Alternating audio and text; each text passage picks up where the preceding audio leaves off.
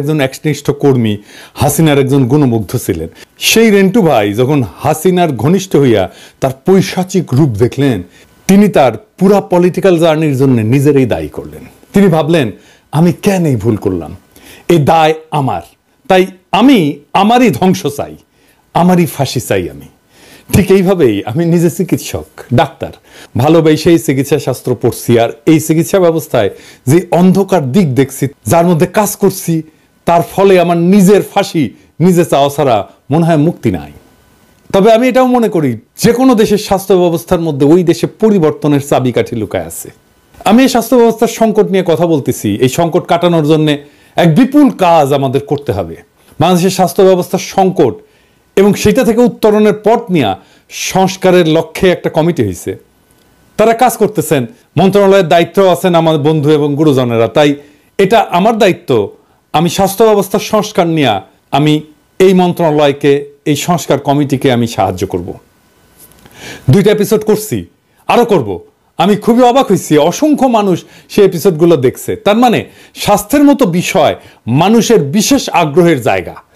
বাংলাদেশের পুলিশ আর ডাক্তারেরা কিছু মনে করবেন না, বাংলাদেশে এমন কোনো পরিবার নাই যারা স্বাস্থ্য ব্যবস্থা বা পুলিশ দিয়ে ক্ষতিগ্রস্ত হয় নাই। তার মানে এই 2 জায়গায় কি বিপুল আর ব্যাপক মনুমেন্টাল টাস্ক আছে সংস্কারের, সেটা সংশ্লিষ্টরা বুঝতে পারতেছেন কিনা জানি না। কিন্তু আমার মনে হইল যে আমি যেই পাটাতনে দাঁড়ায় সলিউশনগুলো দিয়ে বলতেছি আগের 2 এপিসোডে, সেই পাটাতনে না দাঁড়াইলে আমার সলিউশনটা আমি কেন দিছিলাম সেটা বোঝা যাবে না। আমার সলিউশন কোনো সেন্স মেক করবে না যতক্ষণ পর্যন্ত না যে ইতিহাস বোধের উপরে দাঁড়ায় আমি সলিউশনগুলোর কথা বলতেছি, সেই একই ইতিহাস বোধের উপরে আপনারাও দাঁড়ান, ডাক্তাররাও দাঁড়ায়, স্বাস্থ্য মন্ত্রণালয় দাঁড়ায়, সংস্কার কমিটি দাঁড়ায়।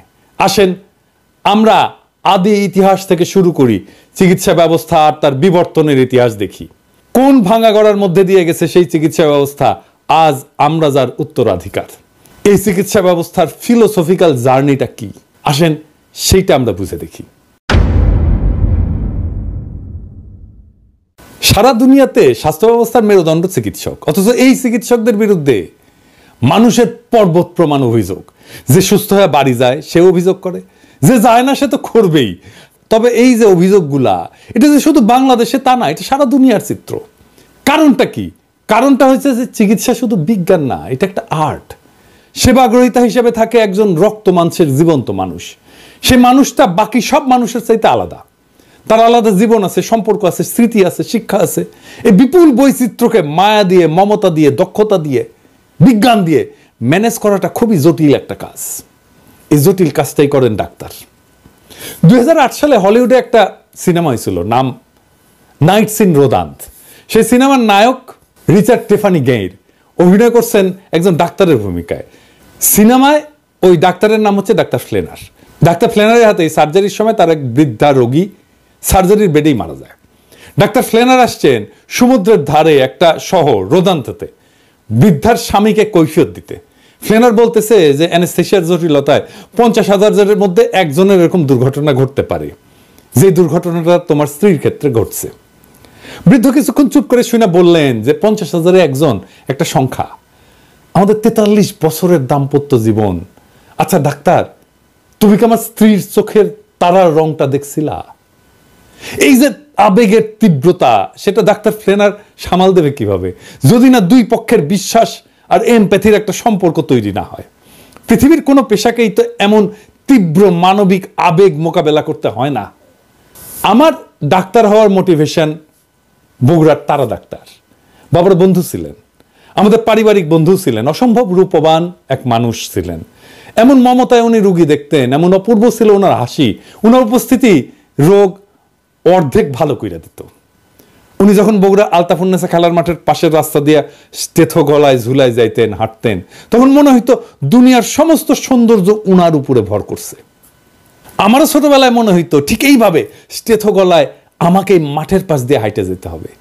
ডাক্তারি পেশা এতটাই সেলিব্রেটেড ছিল, কাঙ্ক্ষিত ছিল, আমি ডাক্তার হইতে হইতে সেই দিনগুলো কোথায় যেন হারায় গেল।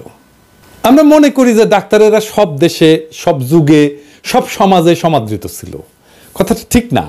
পৃথিবীর সব দেশেই সমাজপতিরা চিকিৎসকদের প্রতি ছিলেন নির্দয়। এই ভারতবর্ষে চিকিৎসকরা রোগীর বাসার সামনের দরজা দিয়ে ঢুকতে পারতেন না, তাদের ঢুকতে হইতো যেই পথে ম্যাথরেরা বাসার বর্জ্য নিয়ে যাইত। গ্রিসের চিকিৎসককে মনে করা হতো নিচু জাতের কারিগর, রোমান সাম্রাজ্যের চিকিৎসকদের কাজ দেওয়া হতো দাসদের, শেক্সপিয়ার চিকিৎসকদের চিটার্স, মাউন্টেব্যাক্স বলছেন, মাউন্টেব্যাক্স মানে হয়েছে প্রতারক আর কি। ভলতেয়ার বলছিলেন চিকিৎসক তারাই যাদের ওষুধ সম্পর্কে জ্ঞান সামান্য, রোগ সম্পর্কে আরো কম, আর রোগী সম্পর্কে কিছুই জানে না। সেই ভলতেয়ার, যিনি এক বুদ্ধিবৃত্তিক বিপ্লবের জমিন তৈরি করবেন আধুনিক দুনিয়ায়, সেই ভলতেয়ার ডাক্তারদের কি ভাবতেন দেখেন। 1301 সালে বাংলা সাহিত্যপত্র চিকিৎসা সম্পর্কে লিখতেছে, এখন দেখিতে পাওয়া যায় যে কোন লোক জমিদারি সেরাস্তায় কার্য করিতেন অথবা পণ্ডিতি করিয়া আসিতেছেন, মধ্যে খেয়াল হইল নিদান শাস্ত্র পড়ি। তিনি নিদান শাস্ত্র কিছুদিন পড়িয়া বিশেষ একটি উপযুক্ত সাইনবোর্ড লিখিয়া একজন সুচিকিৎসক হইয়া পড়িলেন। ব্যাবিলনের শাসক হাম্বুরাবি একটা অদ্ভুত আইন করছিল, সার্জারিতে ভুল হইলে ডাক্তারের হাত কেটে নেওয়া হবে। মধ্যযুগে পশ্চিমা সাহিত্য বাচাল, ভার, অর্থলোভী, অপদার্থ চিকিৎসকদের নিয়ে কৌতুকের সরাসরি। কোকাচ্চিওর ডেকামেরন বা চসারের ক্যান্টাবেরি টেলস, এইগুলোতে ডাক্তার একটা অত্যন্ত গুরুত্বপূর্ণ চরিত্র। 14 শতাব্দীর কবি পেট্রাক পোপ ষষ্ঠ ক্লিমেন্টের অসুস্থতার কথা যাই না, ওনাকে দেখতে গেছেন, তো গিয়া দেখেন যে পোপের বিছানার পাশে ডাক্তার। তিনি ফিরে গিয়া পোপকে চিঠি লিখলেন যে আপনার রোগশয্যার পাশে ডাক্তারের উপস্থিতি আমাকে শঙ্কিত করেছে। প্লিনির সাবধানবাণী স্মরণ করুন, ডাক্তাররা সারাতে নয় মেরে ফেলতেই পটু। ফরাসি নাট্যকার মলিয়ের তার ব্যঙ্গ নাটকের মূল উপজীব্যই ছিল ডাক্তারদের নিয়ে ঠাট্টা তামাশা। Imaginary invalid, the flying doctor, Don Juan, doctor Cupid, doctor in spite of himself, এই 5টা নাটকে ডাক্তারদের পেশা নিয়ে এত ব্যঙ্গ করা হয়েছে যে ডাক্তাররা দেখলে লজ্জাই পাবেন। জর্জ বার্নার্ড শর একটা নাটক আছে ডক্টর ডিলেমা নামে, সেখানে বার্নার্ড শর ভূমিকা লিখছেন যে 100 টাকা পারিশ্রমিক না বড় ডাক্তার কখনো 10 টাকা পারিশ্রমিকের ডাক্তারের সাথে একমত হবেন না, কারণ সেক্ষেত্রে তার বাড়তি 90 টাকার দাবিটা খেলো হয়ে যায়। নেপোলিয়ন বলছিলেন যে মানুষ মারার অপরাধে পরলোকে গিয়া আমাদের মতো সেনাপতিদের চাইতে ঢের বেশি জবাবদিহি করতে হবে ডাক্তারদের। টলস্টয় ওয়ার অ্যান্ড পিস লিখতেছেন, ওখানে কৌতুক ভরে খোঁচা দিয়া লিখতেছেন, যদিও ডাক্তারেরা চিকিৎসা করেছিল, ওষুধ খাইয়েছিল, রক্ত মক্ষণ করেছিল, তবুও সে ভালো হয়ে উঠলো, মানে তার মারা যাওয়ারই কথা ছিল যেহেতু ডাক্তার আসছে। কিন্তু ইতিহাসে আরো আগে চিকিৎসকের নিরাময় করার অদ্ভুত ক্ষমতাকে মানুষ কিন্তু বন্দনা করছিল। জনগণের রোগ থেকে আরোগ্য লাভের আকাঙ্ক্ষা এত প্রবল হয়ে উঠছিল যে চিকিৎসকের দেবতার আসনে বসানো শুরু করলো তারা। মিশনে ইমহোটপ, আইসিস, গ্রিসে এসক্লেপিয়াস, ভারতে ধন্বন্তরী। ধর্মও ঈর্ষা করতে শুরু করছিল চিকিৎসকদের।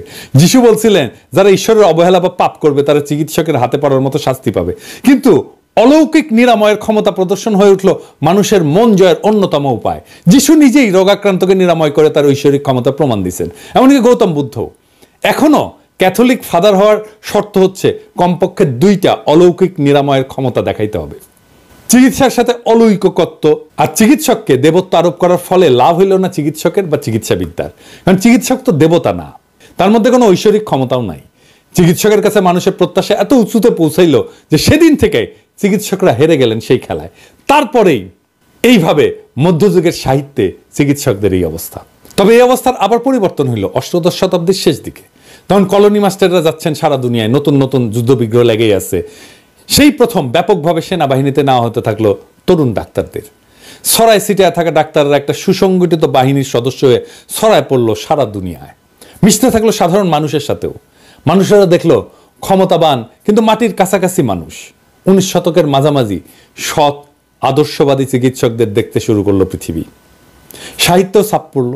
1872 সালে প্রকাশিত হলো জর্জ এলিয়টের মিডল মার্চ।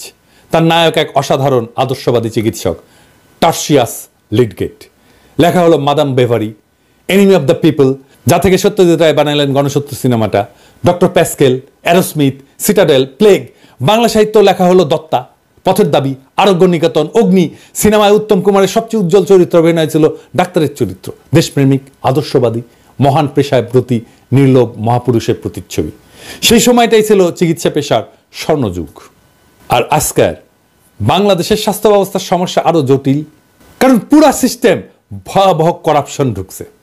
রোগী ধরা দালাল, ডায়াগনস্টিক সেন্টারের কমিশন, হাসপাতালগুলোর রোগী ধরা বাণিজ্য, কিছু বড় বড় ফার্মাসিউটিক্যাল কোম্পানি একটা বড় অংশের ডাক্তারদের সাথে মাসোহারার সম্পর্ক, কিছু ডাক্তারদের মারাত্মক পেশাগত অদক্ষতা, রোগীদের সাথে দুর্ব্যবহার।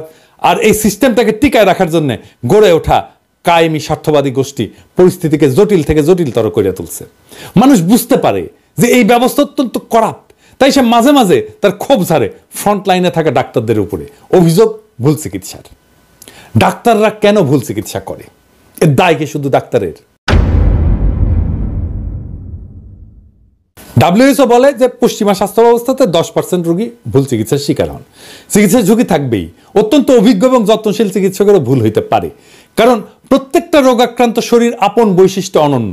শরীর সবসময় বইয়ের টেক্সট মাইনে চলে না, এটাই বিজ্ঞান। কিন্তু এই যুক্তি মানুষ মানবে কেন যদি তা একটা করাপ্ট সিস্টেমের মধ্যে থাকা একজন মানুষের কাছে শোনে? ডাক্তারদের সাথে আস্থার বিশ্বাসের সম্পর্ক তৈরি করতে 2000 বছর লাগছিল সভ্যতার। এই ইতিহাস যদি ডাক্তাররা জানতো তাহলে মাত্র 50 বছরের মধ্যে সেটাকে ধূলিসাৎ করে দিতে পারতো না। সেই জন্যেই স্বাস্থ্যের জন্য দরকার একটা ফাদার ফিগার। ডাক্তার জাফরুল্লাহ চৌধুরীর মতো, যে নিজে ডাক্তার, সমস্যাটা ভালো বুঝে, আবার জনতার সাথে সম্পর্কিত, মানুষ তাকে বিশ্বাস করে। এমন ফিগার ছাড়া আপনি স্বাস্থ্যে কোনো সংস্কার করতে পারবেন না। আমাদের দুর্ভাগ্য, যখন আমরা সংস্কার করতে যাচ্ছি তখন জাফর ভাই আমাদের মাঝে নাই। বিষয়টা আরো গভীরে যায় দেখি ডাক্তারদের তরফ থেকে তারা কোন জটিল সমস্যার মধ্যে থেকে কাজটা করে সেটা না জানলে শুধু দোষ দেওয়া সমস্যার সমাধান হবে না।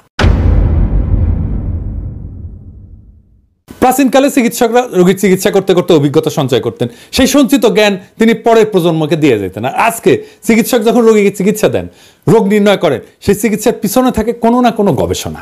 সেই গবেষণার উপরে ভর কইরা চিকিৎসক তার সিদ্ধান্ত নেন। কিন্তু খুবই উদ্বেগের ব্যাপার, চিকিৎসা ক্ষেত্রে গবেষণার ফলাফল যেটা দাবি করা হয়েছিল, অন্য গবেষকেরা সে একই পরীক্ষা করে সেই ফল পাচ্ছেন না। বিষয়টা আর একটু পরিষ্কার করে বুঝি। বৈজ্ঞানিক গবেষণার একটা মূল বিষয় হলো রিপ্রোডিউসিবিলিটি। তার মানে যে কোনো পরীক্ষা আবার করে দেখানো যেতে পারে, বারবার করলে একই ফল আসবে। এখানেই বিজ্ঞানের সাথে অন্য বিষয়ের তফাৎ। সেই কারণেই যেখানে এমনটা ঘটে না সেগুলোকে আমরা অবৈজ্ঞানিক বিষয় বলি। আমি যদি 2 অণু হাইড্রোজেন আর 1 অণু অক্সিজেনকে মিশে তার ভিতর দিয়ে বিদ্যুৎ চালনা করি, তাহলে আমি পানি পাবো। এটাই আমার যদি গবেষণা হয়, তাহলে আমার এই পদ্ধতি ব্যবহার করে সবাই একইভাবে পানি বানাইতে পারবে। যতবার এটা করবে ততবারই একই ফল আসবে। এটাকে বলে রিপ্রোডিউসিবিলিটি। আর এটা যদি না ঘটে তাহলে বলতে হবে আমার গবেষণাটা ভুল বা আমার পদ্ধতি অবৈজ্ঞানিক। একই পর্যবেক্ষণ অনেকবার করে দেখানোই হলো বিজ্ঞানের বৈশিষ্ট্য। অথচ চিকিৎসা বিজ্ঞান সংক্রান্ত গবেষণায় ভয়ানক অবস্থা। প্রকাশিত গবেষণায় যা ফল পাওয়া যায় বলে দাবি করা হচ্ছে, তার বেশিরভাগই আবার নতুন করে গবেষণা করলে আর পাওয়া যাচ্ছে না। মানে আগের গবেষণাটাই ছিল ভুয়া। এটা সামান্য কথা না, কারণ এই গবেষণার উপর ভিত্তি করে চিকিৎসার ব্যবস্থা তৈরি হয়েছে। সেই চিকিৎসা লাখ লাখ লোককে দেওয়া হয়েছে। এই দায় কি তাহলে চিকিৎসকের? 2011 সালে আমেরিকার ভার্জিনিয়া বিশ্ববিদ্যালয়ের সাইকোলজিস্ট ব্রায়ান নোসেক তার সহকর্মীদের নিয়ে সাইকোলজির প্রায় 100টা গবেষণা আবার করছিলেন। এই কাজটা ইন্ডিভিজুয়ালি করা হয় না, কারণ বিজ্ঞানীদের যা দিয়ে উৎসাহ দেওয়া হয়, যেমন স্কলারশিপ, পুরস্কার, কমিটি মেম্বারশিপ, এগুলো পাইতে হলে চমকপ্রদ গবেষণার ফলাফল দেখাইতে হয়। তাই আগে হওয়া গবেষণা নিয়ে কেউ আর কাজ করতে চায় না, একই কাজ আর একবার করে দেখতে চায় না। অবাক ব্যাপারে 100টা গবেষণার 3 ভাগের 1 ভাগ গবেষণার ফল ভুয়া। মানে আগের ফলের সাথে নতুন ফল মিলতেছে না। 2015 সালে সায়েন্স জার্নালে প্রকাশিত হয়েছিল সেই ফলাফল, 3 ভাগের 1 ভাগ ভুয়া। তাইলে এই গবেষণাগুলোর উপর ভিত্তি করে যে চিকিৎসা তৈরি হয়েছিল তার 3 ভাগের 1 ভাগ ভুল হবেই, যার দায় চিকিৎসকের না। অনেকে মনে করতে পারেন সাইকোলজিতে মন নিয়ে কাই কারবার, সেই মন তো আসলে অধরা, ধরা যায় না, তাই হয়তো এরকম অবস্থা। অন্যান্য শাখায় অবস্থাটা হয়তো তেমন খারাপ না, কিন্তু না। 2011 সালে বিখ্যাত ফার্মাসিউটিক্যাল কোম্পানি বায়ার জানাইলো যে ক্যান্সার সংক্রান্ত অনেক গবেষণা তাদের গবেষকরা আবার করে দেখছেন এবং মাত্র 4 ভাগের 1 ভাগ গবেষণার ফল মেলাইতে পারছেন। মানে 75 ভাগ ফল ভুয়া। পরের বছর আরেক ফার্মাসিউটিক্যাল কোম্পানি অ্যামজেন জানাইলো ক্যান্সার সংক্রান্ত বিখ্যাত 53টা গবেষণার মধ্যে মাত্র 6টার ফল তারা আবার মেলাইতে পারছে। মানে শতকরা 89 ভাগ গবেষণার ফল ভুয়া। একজনের গবেষণার প্রাপ্ত ফলের উপরে কাজ করে পরে কেউ একজন কাজ করে, এভাবে বিজ্ঞান আগায় চলে। তাহলে জ্ঞান যা গড়ে উঠছে তা কিসের উপরে গড়ে উঠছে? ভুয়া গবেষণা। Brian Nosek center for open science বলে একটা প্রতিষ্ঠান করছেন। তারা ক্যান্সার সংক্রান্ত 50টা নাম করা গবেষণা প্রবন্ধের ফলাফল পরীক্ষা করে দেখতে শুরু করলেন। 2012 সালে 5টা পরীক্ষা তারা করছিলেন প্রথমে, তার মধ্যে মাত্র 2টা পরীক্ষার ফল মিলছে, তা পুরোপুরি না। তাহলে এর অর্থ কি? এটা গবেষণা? এই গবেষণা ফাঁক ছিল, যা আগেই ধরা পড়ার কথা ছিল, অন্তত প্রকাশিত হওয়ার আগেই। তাহলে চিকিৎসা বিজ্ঞান কার উপরে নির্ভর করবে? এই ভুল আর মিথ্যা গবেষণা কর্মের উপরে এগুলো ছাপা হয়েছিল বিখ্যাত সব মেডিকেল জার্নালে। কিভাবে সেগুলো ছাপা হইলো? এত রিভিউয়ার আছে জার্নালগুলোর, তাদের কারো কাছে গবেষণায় ফাঁক ধরা পড়লো না। এই রিভিউয়ার প্রসেসটা বলি, যারা এই বিষয়টা সম্পর্কে জানেন না। ধরা যাক আপনি একটা গবেষণা ফলাফল পাঠালেন একটা জার্নালে ছাপানোর জন্য, সেই লেখাটা কয়েকজন সেই ফিল্ডের কয়েকজন প্রথিতযশা রিভিউয়ারের কাছে পাঠানো হবে রিভিউ করার জন্য, অনেকটা পরীক্ষার খাতা দেখার মতো। তারা সেই গবেষণাটা নিরীক্ষা করে দেখবেন গভীরভাবে যে গবেষণাটা ঠিক আছে কিনা। কিন্তু আসলেই কি তারা খুঁটায় খুঁটায় দেখেন? 1998 সালে বিখ্যাত মেডিকেল জার্নাল ব্রিটিশ মেডিকেল জার্নালের সম্পাদিকা ফিওনা গডলি একটা দুষ্টামি করে পরীক্ষা করছিলেন। তিনি একটা মন গড়া প্রবন্ধ 200 জনকে পাঠাইছিলেন এবং ইচ্ছে করেই 8 ধরনের ভুল ঢুকাই দিছিলেন। কেউই 8টা ভুল ধরতে পারেনি। 200 জনের কেউ 8টা ভুল ধরতে পারেনি। গড়ে সবাই 2টা করে ভুল ধরতে পারছিলেন। ইন্টারেস্টিং ফাইন্ডিংস এটা। আগের যে উদাহরণগুলো দিলাম সেখানেও দেখছেন 1/4 গবেষণা আসলে ভালো, 3/4 গবেষণা আসলে ভুয়া। হার্ভার্ডের একজন বিজ্ঞানী জন বোহানান একটা ধুনফুন গবেষণাপত্র যা পুরাটাই ভুয়া, তিনি সেটা 304টা জার্নালে পাঠাইছিলেন। সে বানায় লেখা গবেষণায় লাইকেন জাতীয় একটা গুল্মের ক্যান্সার রোধী কার্যকারিতা নিয়ে তথাকথিত গবেষণায় গাল গল্প করছিলেন। আশ্চর্য কথা, কেউই এই গাল গল্প ধরতে পারেনি, কেউ না। অর্ধেকের বেশি জার্নাল লেখাটা উৎসাহ নিয়ে ছাপতে চাইছিল। কাণ্ড দেখেন। এই যে ভুলগুলা হচ্ছে তার সবই যে ইচ্ছা করে করা হচ্ছে তা না। কেন এই ভুলগুলা হয় আমি সেই গভীর আলোচনায় আর গেলাম না, আপনাদের বিরক্তির উৎপাদন হবে। তবে আমাদের দৈনন্দিন জীবন থেকে একটু উদাহরণ দিয়ে দেওয়ার চেষ্টা করি কিভাবে ভুলগুলা হয়। যখন আমরা কোনো বিশেষ মতবাদকে মনে প্রাণে বিশ্বাস করি তখন চারপাশের পৃথিবীর খবরাখবরের মধ্যে সেই মতবাদের সমর্থন খুঁজি। এটার ইংরেজিতে বলে কনফার্মেশন বায়াস। যদি আমাদের সামনে রাখা সেই তথ্যের মধ্যে আমরা মতবাদের সমর্থন খুঁজে না পাই তখন খবরটাকে গাঁজাঘুরিয়ে বলে মনে করি। বিজ্ঞানের জগতে এমনটা ঘটে। আমার হাইপোথিসিসের সাথে যদি তথ্য মিলে যায় সেটা ভুল হইলেও আমরা অনেক সময় গ্রহণ করে ফেলি। ব্রিটিশ মেডিকেল জার্নাল বলছে যে প্রকাশিত গবেষণার মাত্র 5% পাতে দেওয়ার মতো গবেষণা। প্রত্যেক মিনিটে প্রায় 2টা মেডিকেল গবেষণা প্রকাশিত হচ্ছে, আর যারা প্রকাশ করতেছে তারা বিলিয়ন ডলার কোম্পানি। এলসেভিয়ার পৃথিবীর সবচেয়ে নামী মেডিকেল প্রকাশনা কোম্পানির বছরের সেলস 3 বিলিয়ন পাউন্ড আর প্রফিট প্রায় 1 বিলিয়ন পাউন্ড। এমনকি এরা ফার্মাসিউটিক্যাল কোম্পানির কাছ থেকে টাকা নিয়ে ট্রেস ছাপায়। আর 99% ডাক্তারেরা আসলে পড়ে না, আর বাকি 1% ডাক্তারেরা পড়তে পারে না গবেষণা কর্ম। তাই তাদের ইনফরমেশনের সোর্স হয়ে ওঠে ফার্মাসিউটিক্যাল কোম্পানি। আমার কথা না, গবেষণার কথা। এই যে গ্যাববে অ্যান্ড লি মে তাদের গবেষণার ফাইন্ডিংস এভাবে লিখছেন যে clinicians rarely accessed, appraised and used explicit evidence directly from research or other formal sources. তার মানে হইতেছে চিকিৎসকেরা কদাচিৎ গবেষণা বা ফর্মাল সোর্স থেকে এভিডেন্স কালেক্ট করে। এর ফলে যারা মার্কেটিং আর প্রমোশনে বিলিয়ন ডলার খরচ করে তাদের প্রভাবে ডাক্তাররা এমন সব ওষুধ লেখে যা ক্ষতিকর বলে চিহ্নিত হয়েছে। এর মধ্যে 1998 সালে আমেরিকার 5টা ওষুধকে প্রত্যাহার করা হয়েছিল যেগুলো রোগীর কোনো উপকার তো করেই না, ক্ষতি করছিল। তার মধ্যে ছিল অ্যালার্জির ওষুধ, মেদ কমানোর ওষুধ, কোনো প্রাণঘাতী রোগ চিকিৎসার ওষুধ কিন্তু না। কিন্তু এটা যেই সময় বাজারে ছিল আমেরিকার মানুষের 10% এই ওষুধগুলো কোনো না কোনো সময় খাইছে। এই ওষুধের অ্যাপ্রুভালের সময় যে ডেটা দেওয়া হয়েছিল সেগুলো ছিল ভুয়া। এ দায় তাহলে কার? এমন মিথ্যা আর গাঁজাখুরি জিনিস গবেষণা বলে প্রকাশিত হয়েছিল নামকরা জার্নালে। 2001 সালে 40টা গবেষণা কর্মকে প্রত্যাহার করা হয়েছিল। 10 বছর পরে এই সংখ্যা বেড়ে দাঁড়িয়েছিল 400-র বেশি। অর্থাৎ মোট গবেষণার সংখ্যা বাড়ছিল মাত্র 1.5 গুণ। মেডিকেল জার্নালে প্রকাশিত উঁচু মানের গবেষণার প্রায় 15%ই আদতে যাচ্ছেতাই টাইপের গবেষণা। আমেরিকা সরকারের অফিস অফ রিসার্চ ইন্টিগ্রিটি 2008 সালে নেচার পত্রিকায় একটা রিপোর্ট প্রকাশ করে। তারা 2000 বিজ্ঞানীর গবেষণাকে 3 বছর ধরে নিবিড় পর্যবেক্ষণ করে দেখে এর মধ্যে 200টা গবেষণায় জোচ্চুরি আছে। প্রেডেটরি জার্নাল বলে মেডিকেল সায়েন্সে এক ধরনের জোচ্চুরি জার্নাল হয়েছে যেখানে আপনি মোটামুটি যা খুশি তাই ছাড়তে পারবেন, শুধু কিছু নগদ নারায়ণ ধরাই দিতে হবে আর কি। সহকারী অধ্যাপক থেকে সহযোগী অধ্যাপক, আবার সহযোগী অধ্যাপক থেকে অধ্যাপক হওয়ার জন্য মানে প্রমোশনের জন্য প্রকাশিত গবেষণা লাগে। বাংলাদেশে একসময় এক বিখ্যাত প্রফেসর দৈনিক পত্রিকায় প্রকাশিত স্বাস্থ্য বিষয়ক একটা নিবন্ধ জমা দিয়া অধ্যাপকের পদ বাগাই নিয়েছিলেন। আমি হিসাব দিতে পারবো না প্রেডেটরি জার্নালে লেখা দিয়া কত অধ্যাপকের পদ বাংলাদেশের ডাক্তাররা বাগাই নিয়েছেন। তবে কেউ কেউ যে বাগাইছেন সে অনুমান অবশ্যই করা যায়, কারণ এই প্রেডেটরি জার্নালে আমার বন্ধু দেশের ডাক্তারদের লেখাই 50%-এর বেশি। ফার্মাসিউটিক্যালস কোম্পানি যদি চিকিৎসকের ক্লিনিক্যাল জাজমেন্টকে প্রতিস্থাপন করে তাহলে রোগী কি চিকিৎসা পাবে? গবেষণার নামে ট্র্যাশ যদি ভরতে থাকে মাথায়, কোনটা গবেষণা আর কোনটা ট্র্যাশ এটা বোঝার দক্ষতা যদি না থাকে তাহলে রোগী চিকিৎসা পাবে? রোগী যে শুধু চিকিৎসা পায় না এটা সে তার কমন সেন্স দিয়ে বোঝে, তাই তার ক্ষোভ মাঝে মাঝে ছাই চাপা আগুনের মতো উদ্গিরিত হয়। সে স্বাস্থ্যকর্মীর উপরে ঝাঁপায় পড়ে। ডাক্তাররা সারা দুনিয়াতে কর্মক্ষেত্রে হিংসার শিকার হন। এই হিংসার বিস্তার এতই বিশাল যে 2002 সালে WHO-কে world report on violence and health প্রকাশ করতে হয়েছিল। WHO-র মতে 38% চিকিৎসক এবং স্বাস্থ্যকর্মী সারা জীবনে অন্তত একবার ভায়োলেন্সের শিকার হন। বিশাল ঘটনা, দুনিয়াতে কোনো পেশার ক্ষেত্রে এটা ঘটে না। আমি আলোচনায় গভীরে যাওয়ার আগে আপনাদের একটা বিষয় স্মরণ করে দিতে চাই। খেয়াল করলে দেখবেন ভায়োলেন্সের শিকার চিকিৎসক এবং স্বাস্থ্যকর্মীদের প্রায় সবগুলাই সরকারি বা পাবলিক। 2021 সালে বাংলাদেশের চিকিৎসক নিয়োগের যে ঘটনাগুলো ঘটছে তা নিয়ে একটা গবেষণা প্রকাশিত হয়েছে। তাতে দেখা যাচ্ছে যে সমস্ত স্বাস্থ্যকর্মী কর্মক্ষেত্রে ভায়োলেন্সের শিকার হয়েছে তার 91% সরকারি ডাক্তার বা স্বাস্থ্যকর্মী। আউটডোর সার্ভিসের 80% আর ইনডোর সার্ভিসের 60% দেয় প্রাইভেট সেক্টর। অথচ কি অবাক বিষয়, পাবলিক সেক্টরের চিকিৎসক সংখ্যায় কম সার্ভিস দেওয়া বেশি পরিমাণে ভায়োলেন্সের শিকার হচ্ছে। আমি যেদিন এই ভিডিও রেকর্ড করি সেদিনই চিকিৎসা বিজ্ঞানের গবেষণা সংক্রান্ত ডেটাবেস মেডলাইনে ভায়োলেন্সে কিওয়ার্ড দিয়ে সার্চ দিলাম, দেখেন কি বিপুল পরিমাণে ভায়োলেন্স সংক্রান্ত আলোচনা আর গবেষণা মেডিকেল মহলে বাড়ছে। এই গ্রাফে অবশ্য এটাও দেখতে পারবেন যে চিকিৎসা বিজ্ঞান ভায়োলেন্স সংক্রান্ত আলোচনা শুরুই হয়েছে 80-র দশক থেকে। এখন প্রশ্ন হচ্ছে এই ভায়োলেন্স কিভাবে থামানো যাবে? তাহলে আমাদের দেখতে হবে ভায়োলেন্সের উৎস কি।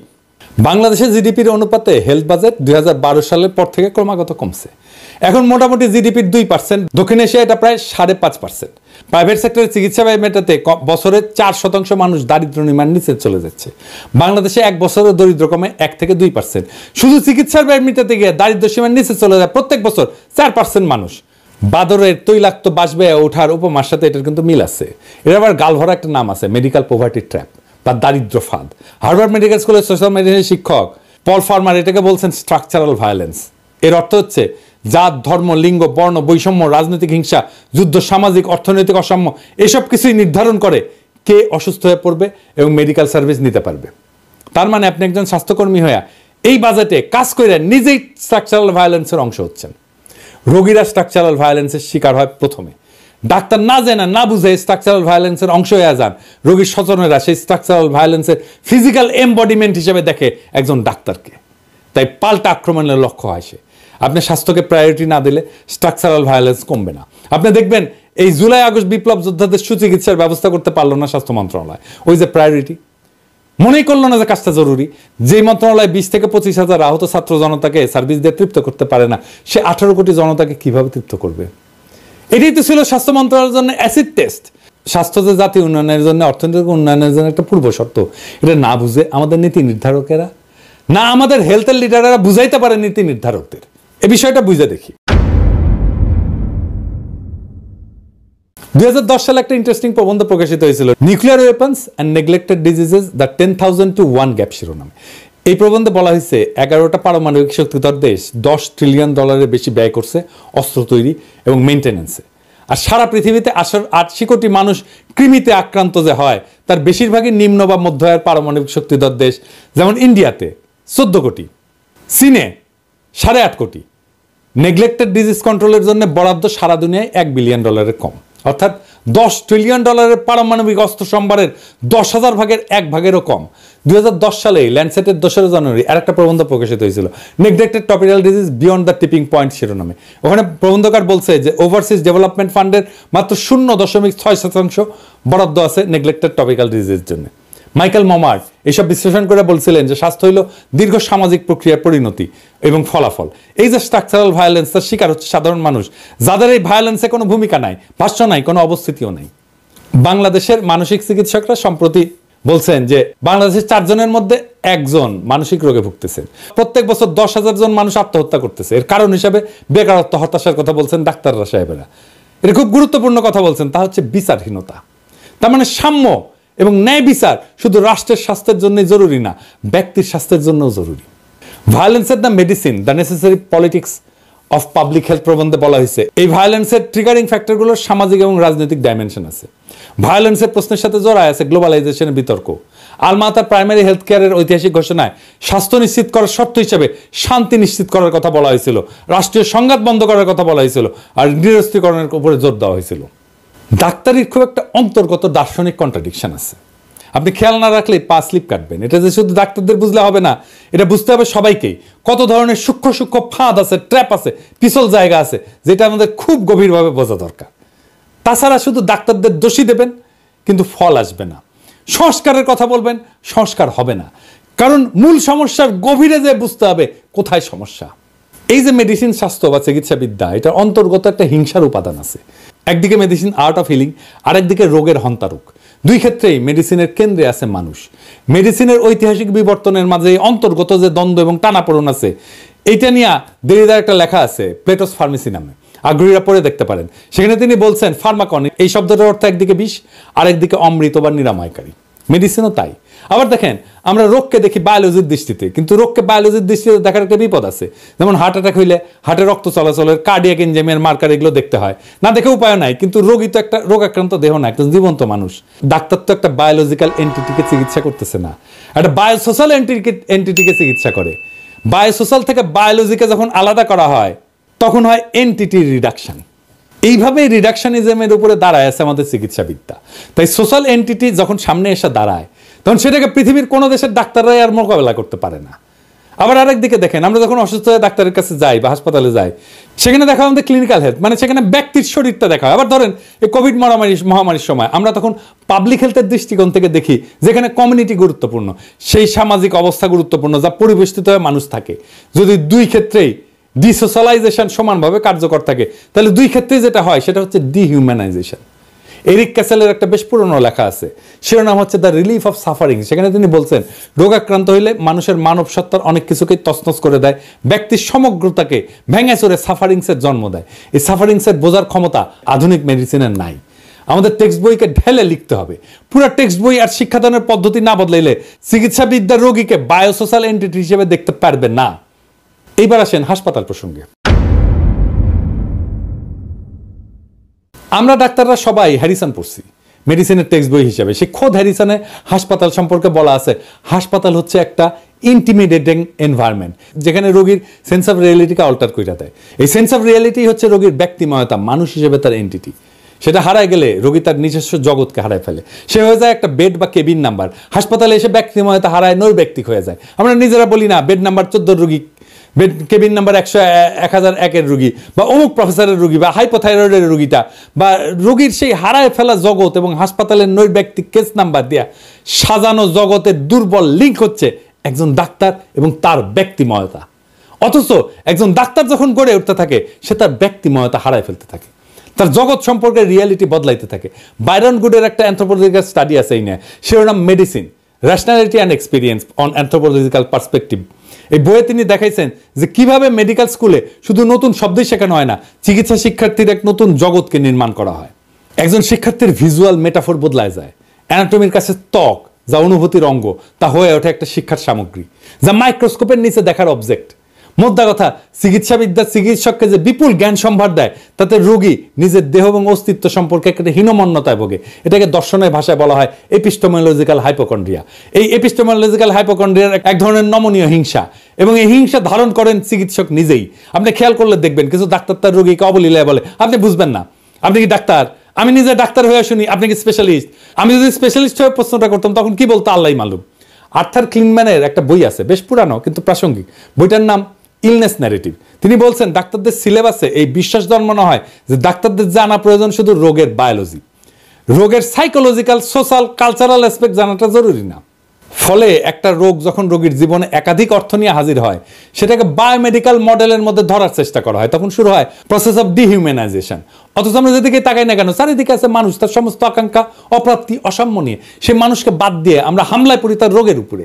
রোগীর মধ্যে হাজির থাকা বায়োসোশ্যাল এন্টিটির বদলে রোগের উপরে হামলায় পড়ার ঘটনা ঘটে মেডিকেল ইন্ডাস্ট্রিয়াল কমপ্লেক্সের নিপুণ পরিচালনায়। কি এই মেডিকেল ইন্ডাস্ট্রিয়াল কমপ্লেক্স? 1980 সালের 23 October New England journal of মেডিসিনের সম্পাদক আর্নল্ড রেনম্যান একটা সারা জাগানো প্রবন্ধ লিখছিলেন, the new medical industrial complex নামে। তিনি পাঠকদের সতর্ক করে দিয়ে বলছিলেন যে এই মেডিকেল ইন্ডাস্ট্রিয়াল কমপ্লেক্স আমাদের ফিউচার মেডিকেল সিস্টেমের দখল নিয়ে নেবে, কিন্তু তারা আমাদের অ্যাকচুয়াল হেলথ প্রায়োরিটিকে গুরুত্ব দেবে না। তাই কিন্তু হয়েছে আজ প্রায় $11 ট্রিলিয়ন বাণিজ্য ক্ষমতা সম্পন্ন হেলথ কেয়ার ইন্ডাস্ট্রি প্রায়োরিটি কি? এদের প্রায়োরিটি টাকা চুল গজানোর ওষুধ বা পৌরুষ জাগ্রত করার ওষুধ। টিবির ওষুধ আসেনি আজ পর্যন্ত 50 বছর। রিফাম্পিসিন কিন্তু টিবির ওষুধ হিসেবে আবিষ্কার হয়নি, লেপ্রোসির ওষুধ হিসেবে আবিষ্কার হয়েছিল, জানেন নিশ্চয়ই। ফাইলিয়ার বা কৃমির ওষুধ তৈরি হয় না। আরেকটা জায়গায় যেখানে তারা ওষুধ তৈরি করে সেটা হচ্ছে ক্যান্সারের ওষুধ, কারণ ক্যান্সার রোগীর পরিবার আর তার স্বজনদের অসহায়তাকে ক্যাপিটালাইজ করে সর্বোচ্চ মুনাফা তৈরির সুযোগ তৈরি করে দেয়। আর চিকিৎসা সেবায় যে মেটাফর ব্যবহার করা হয় সেটাও চিকিৎসা ব্যবস্থাকে ডিহিউম্যানাইজ করে। মেটাফর সবসময় সামরিক। কোভিড মহামারীর সময় দেখছেন না ডাক্তাররা বলতে কোভিড যোদ্ধা। হ্যাঁ, তাই 150 বছর আগে যখন অ্যান্টিবায়োটিক প্রথম একটা রূপ আবিষ্কার হয়েছিল তার নাম দেওয়া হয়েছিল ম্যাজিক বুলেট। এমনকি হোমারের সময় চিকিৎসায় সামরিক মেটাফর ব্যবহার করা হয়েছে। 1914 সালে ব্রিটিশ মেডিকেল জার্নালে ক্যান্সারকে নৈরাজ্যবাদী এবং ক্যান্সার কোষগুলোকে বলশেবিক কোষ বলা হয়েছিল। মানে টার্গেট মেটাফরগুলোকে পলিটিক্যাল অপোনেন্টের নামে করা হইতেছে। এই যে যুদ্ধের মেটাফর ইউজ করলে রোগকে দেহ থেকে বিচ্ছিন্ন করে ফেলা যায়, ফলে রোগীর সাফারিংস কোনো বিবেচ্য বিষয় হয় না। বিবেচ্য বিষয় থেকে রোগীর দেহ থেকে আলাদা রোগটা। ফলে মেডিকেল ইন্ডাস্ট্রিয়াল কমপ্লেক্সের যোদ্ধারা সকল যুদ্ধাস্ত্র নিয়ে ঝাঁপায় পড়তে পারে। 2016 সালে আমেরিকান জার্নাল অফ বায়োএথিক্সের একটা পুরো সংখ্যা ছিল এই মেডিসিনের যুদ্ধের মেটাফর ব্যবহার নিয়ে। সেই সমস্ত রোগেই যুদ্ধের মেটাফর ইউজ করা হয় যেখানে মুনাফা গগনচুম্বী। আপনি কখনো দেখবেন না যে ডায়রিয়ার বিরুদ্ধে যুদ্ধ বা কৃমির বিরুদ্ধে যুদ্ধ, ডাক্তার সাহেবরা নিশ্চয়ই নিজেদেরকে ডায়রিয়া বা কৃমি যোদ্ধা পরিচয় দেবেন না, যদিও খুব আগ্রহ নিয়ে নিজেদেরকে ক্যান্সার যোদ্ধা বলে পরিচিত করতে চাইবেন। মেডিসিনের এই গ্লোবাল কালচারে ডাক্তারেরা সজ্ঞানে বা অজ্ঞানে বিশ্বাসী হয়ে ওঠে এবং বাহক হয়ে যায়। হিংসার এক নতুন চেহারা আমাদের সামনে ভাইসা ওঠে। এমনকি দেহকে জাতি রাষ্ট্রের সাথে তুলনা করা হয়েছে। রমেলি মার্টিনের একটা ইমিউনোলজি বই আছে, নাম towards an anthropology of immunology, the body as nation state. যুদ্ধ খেলা জমার জন্য উত্তম মেটাফরি বটে, তাই না? ডাক্তারি পেশা তো কলঙ্ক কম কামায়নি। ইতিহাসের ডাক্তারেরা যারা জীবন নয় মৃত্যুর দূত হিসেবেও কাজ করছে, এইসব তো পৃথিবীর মানুষের কালেকটিভ মেমোরি থেকে হারায় যায়নি। নাজি কনসেন্ট্রেশন ক্যাম্পে ডাক্তারেরা কাজ করত। সেই সব ডাক্তারেরা কিভাবে মৃত্যুর গবেষণা করত? সাবসিকুয়েন্ট নুরেমবার্গ ট্রায়ালে 23 জন অভিযুক্তের মধ্যে 20 জনই ছিল ডাক্তার। ভাবা যায়, নাজি হিসাবে বিচার হচ্ছে 23 জনের মধ্যে 20 জন ডাক্তার। মৃত্যুদূত সেই ডাক্তার জোসেফ মেঙ্গেলের কথা আমরা জানি। সে কনসেন্ট্রেশন ক্যাম্পে পেট্রোল থেকে শুরু করে হেন কেমিক্যাল নাই যা বন্দীদের শরীরে পুষ না করত গবেষণার নামে। এই বদমাইশ গ্রেপ্তারেরা ব্রাজিলে স্বাভাবিকভাবে মৃত্যুবরণ করে। সেই দিনগুলো কি শেষ হয়েছে? না, হয়নি তো। 2004 সালে ল্যান্ডসেটে আবু গ্রাইব কারাগারে ডাক্তারদের সেই একই নাজি বদমাইশি নিয়ে একটা আর্টিকেল ছাপা হয়েছে, Abu Ghraib its legacy of military medicine নামে। আরো 2টা আর্টিকেল আছে নিউ ইংল্যান্ড জার্নাল অফ মেডিসিনে, উইদাউট কনসাস আর when doctors go to war. 2টাই 2005 সালে প্রকাশিত। আগ্রহীরা পড়তে পারেন, অনলাইনে আছে। এই দুঃস্বপ্ন কি শেষ হয়েছে? না, হয়নি। এমনকি হার্ভার্ডে এখন গবেষণা হচ্ছে কগনিটিভ নিউরোসায়েন্সে। কি জন্য জানেন? যারা আমেরিকান রাষ্ট্রের বিরুদ্ধে যুদ্ধ ঘোষণা করছে, অর্থাৎ হার্ডকোর টেরোরিস্ট, তারা দৈহিক আর মানসিক অত্যাচারে ঠিক কোন পর্যায়ে গিয়ে ভেঙে পড়তে পারে তার ব্রেন ম্যাপিং করা, মস্তিষ্কের ফিজিওলজিতে কি কি বায়োকেমিক্যাল পরিবর্তন ঘটে সেটা পরিমাপ করা। কি ভয়ানক অবস্থা! আবার দেখেন, দেহের উপরে রাষ্ট্রের নিয়ন্ত্রণের সবচেয়ে বর্বর রূপ হচ্ছে মৃত্যুদণ্ড। এই মৃত্যুদণ্ড দেওয়ার সময়, এমনকি এক্সিকিউশনের সময় ডাক্তার যুক্ত হচ্ছে। ইনজেকশন দিয়ে জলজ্জন্ত মানুষকে মৃত্যুদণ্ড দেওয়া হচ্ছে, তাকে ডাক্তার মারতেছে, ডাক্তার হয়ে উঠতেছে জল্লাদ। কোনো গ্লানি নাই। একজন ডাক্তার তো এই কাজ করতেই পারে না, এটা মেডিকেল এথিক্সের বাইরে। সে ডাক্তার হিসেবে তার শপথ ভঙ্গ করতেছে, কারণ সে তো জীবন বাঁচায়, সে জীবন নেয় না। 70-80 দশকে ডাক্তারেরা বাংলাদেশেও বন্ধ্যাত্বকরণ কর্মসূচি বাস্তবায়ন করছে। কেউ জিজ্ঞেস করে নাই এটা ঠিক না, কেউ বলে নাই, কোনো ডাক্তার বলে নাই এটা ঠিক না। তৃতীয় বিশ্বের কোটি কোটি সক্ষম পুরুষ নারীকে বন্ধ করে দিছে ডাক্তাররা নিজের হাতে। জ্ঞানের কি ধ্বংসাত্মক ব্যবহার!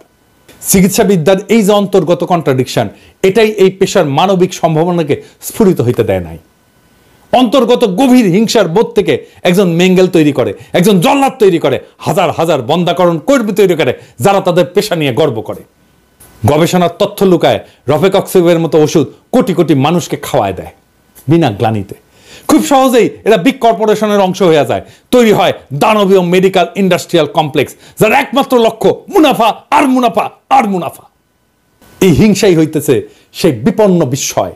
18 শতকের সার্জন এবং অ্যানাটমিস্ট উইলিয়াম হান্টারের ভাষায় নেসেসারি ইনহিউম্যানিটি। তিনি তার ছাত্রদের বলতেন, earn a necessary inhumanity by dissecting the dead. একটা বিখ্যাত বাংলা কবিতা আছে উইলিয়াম হান্টারের মেটাফর নিয়া, মনে পড়তেছে কি? জীবনানন্দ দাশের কবিতা। আরো এক বিপন্ন বিস্ময় আমাদের অন্তর্গত রক্তের ভিতর খেলা করে, আমাদের ক্লান্ত করে। লাশ কাটা ঘরে সেই ক্লান্তি নাই, তাই লাশ কাটা ঘরে চিত হয়ে শুয়ে আছে টেবিলের পরে। এই লাশ কাটা ঘর থেকেই শুরু হয় একজন ডাক্তারের নেসেসারি ইনহিউম্যানিটি। ওই নেসেসারি ইনহিউম্যানিটি থেকে চিকিৎসাবিদ্যা মুক্তি না পাইলে শতাব্দীর পর শতাব্দী চেষ্টা করলো পৃথিবীর কোনো দেশেই ডাক্তাররা কখনো মানুষের প্রিয়জন হইতে পারবে।